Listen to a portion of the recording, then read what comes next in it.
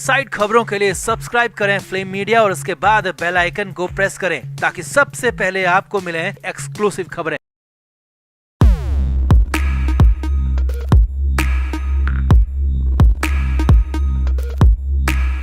सुशांत सिंह राजपूत के केस में पिछले कुछ दिन से अचानक हलचल बढ़ गई है और अचानक बहुत कुछ होने लगा है। एनसीबी की टीम अचानक हैदराबाद पहुंची और वहां पिठानी के घर से उसे उठा लिया गया और कोर्ट ने 5 दिन की रिमांड भी दे दी।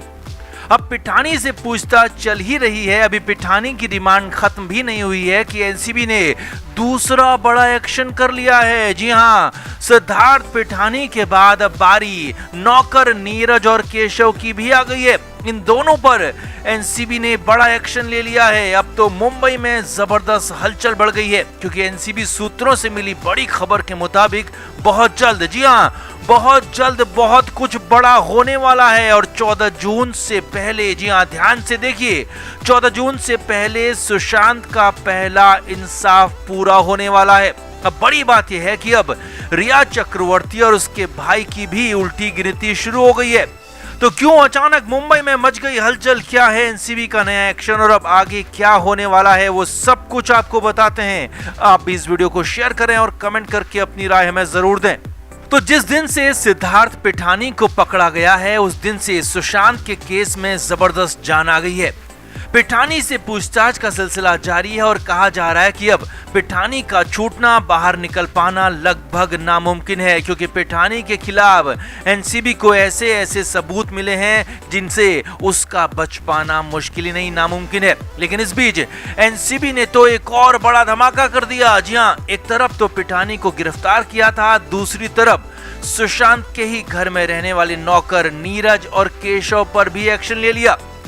एनसीबी ने 30 मई की दोपहर के बाद नीरज और केशव को समन जारी कर दिया है और पूछताछ के लिए दोनों को एक बार फिर से बुला लिया है। जी हां, ये बड़ी खबर है कि नीरज और केशव को समन जारी कर दोबारा पूछताछ के लिए बुलाया है। अब यहाँ पर आगे बढ़ने से पहले आपको एक और बात बता दें और समझा दें कि ये एनसीबी की अरेस्टिंग का तरीका भी है। सिद्धार्थ पिठानी को भी पहले समन भेजा गया और जब समन पाकर भी पिठानी नहीं आया तो उसे गिरफ्तार कर लिया गया और अब ठीक वैसा ही एक्शन नीरज और केशव के साथ होने जा रहा है। दोनों को समन जारी किया गया है और पूछताछ के लिए बुलाया गया है एनसीबी के दफ्तर में।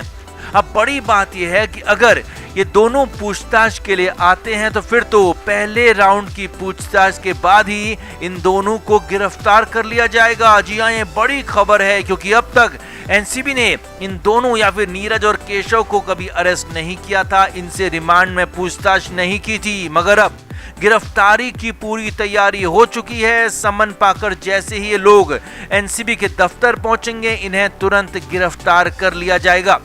और अगर नीरज और केशव समन पाकर भी नहीं आते हैं, पिठानी की तरह आनाकानी करते हैं, एनसीबी के सामने नहीं पहुंचते हैं, तो फिर इन दोनों को भी सिद्धार्थ पिठानी की तरह भगोड़ा घोषित करके गिरफ्तार कर लिया जाएगा और फिर तब एनसीबी इनके घर जाकर इनकी गर्दन पकड़कर इनको लेकर आएगी और लॉकअप में डाल देगी। और ये सब कुछ बहुत दिनों में नहीं, बहुत जल्द अगले कुछ दिन में होने वाला है।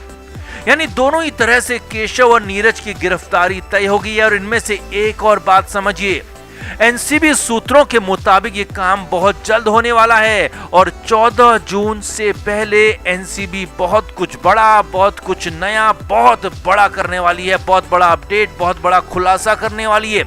और यहाँ पर एक और बात जान लीजिए, अगर पिठानी, केशव और नीरज को गिरफ्तार किया जा रहा है तो फिर रिया चक्रवर्ती भी सलाखों से बहुत दूर नहीं है क्योंकि सुशांत सिंह राजपूत के केस में रिया तो आरोपी नंबर 1 है और उसका भाई शौविक भी इसमें आरोपी है। लिहाजा न सिर्फ रिया बल्कि शौविक की भी उल्टी गिनती शुरू हो गई है और बहुत जल्द हो सकता है कि एक हफ्ते के अंदर ही ये सारे के सारे लोग पकड़ लिए जाएं और फिर एक बार सलाखों के पीछे पहुंच जाएं।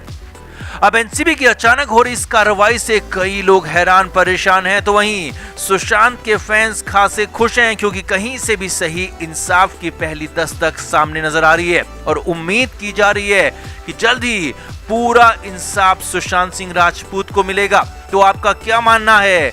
पिठानी के बाद केशव और नीरज की गिरफ्तारी से एनसीबी और इस केस को कितना फायदा होगा, और क्या ये लोग अब भी बच जाएंगे या फिर होगा पूरा इंसाफ? कमेंट करके जरूर बताएं और वीडियो को अभी शेयर भी करें। अब पिठानी इतना शातिर है कि इन लोगों को फोन कॉल बेहद कम करता था, बल्कि इंटरनेट कॉल के जरिए ज्यादातर कॉल करता था ताकि कॉल इंटरसेप्ट ना हो सके, कॉल रिकॉर्ड ना हो सके। लेकिन ये कड़ी भी एनसीबी ने ढूंढ ली, इस कड़ी को भी खोज निकाला और पूरा इसके अंदर का कच्चा चिट्ठा भी सामने आ गया। एनसीबी को इस सब कुछ पता चला तो पिठानी को समन भेजकर बुलाया भी गया, मगर पिठानी नहीं आया। जी हां, सिद्धार्थ पिठानी को एनसीबी की तरफ से समन भेजा गया। एक बार नहीं बल्कि 3 बार पिठानी को समन भेजा गया, मगर सिद्धार्थ पिठानी मुंबई नहीं आया, बल्कि पिठानी ने कुछ और ही प्लान कर लिया। सूत्रों के हवाले से खबर है कि सिद्धार्थ पिठानी जानबूझकर समन के बाद भी मुंबई नहीं आया, क्योंकि वो कहीं भागने या फिर फरार होने की फिराक में था, ऐसी खबरें। और इसके लिए कुछ एजेंट्स के भी वो लगातार संपर्क में था। बताया जा रहा कि वो 5 लोग जो कि प्रभावशाली हैं, मुंबई में मौजूद हैं, वो भी इस मामले में सिद्धार्थ पिठानी की पूरी मदद कर रहे थे। अब एनसीबी को भी इसकी भनक लग गई कि पिठानी कुछ बड़ा खेल करने वाला है, कुछ बड़ा काम करने वाला है या फिर कहीं फरार होने वाला है। तो इसके बाद तो एनसीबी ने भी अपना प्लान ही बदल दिया। एनसीबी ने तुरंत ही सिद्धार्थ पिठानी को पहले तो भगोड़ा घोषित किया और फिर उसके बाद समीर वानखेड़े के नेतृत्व में एक टीम हैदराबाद पहुंच गई और ईसीआईएल के पास कुशाईगुड़ा में पिठानी के घर पहुंच गई। जी हाँ, हैदराबाद के कुशाईगुड़ा इलाके में ही सिद्धार्थ पिठानी का घर है और एनसीबी अधिकारियों ने तुरंत ही घर पहुंचकर पिठानी को गिरफ्तार कर लिया। अब बड़ी बात यह भी थी कि इस बारे में लोकल पुलिस को खबर तक नहीं दी गई, क्योंकि एनसीबी कहीं से भी कोई रिस्क नहीं लेना चाहती थी कि खबर लीक हो जाए या फिर पिठानी की गिरफ्तारी से पहले पिठानी कहीं फरार हो जाए। कुशाईगुड़ा के एसीपी शिव कुमार ने बताया कि उन्हें पिठानी की गिरफ्तारी की कोई जानकारी नहीं थी। पिठानी को गिरफ्तार करने के बाद ट्रांजिट रिमांड पर मुंबई लाया गया और फिर किला कोर्ट में पेशी के बाद एनसीबी को 5 दिन की रिमांड मिल गई। यानी एनसीबी वैसे तो लंबे समय से पिठानी पर नजर बनाई हुई थी, लेकिन पिछले 2 महीने से पिठानी पर बारीकी से काम हो रहा था और इसी दौरान सिद्धार्थ के खिलाफ सबूतों और गवाहों का पूरा जखीरा जमा किया गया। और जब सिद्धार्थ पिठानी बड़ा खेल करने की फिराक में था, कहीं फरार होने की फिराक में था, तो उसे प्लान बदल कर दबोच लिया गया और इसे एनसीबी की अब तक की सबसे बड़ी सफलता माना जा रहा है।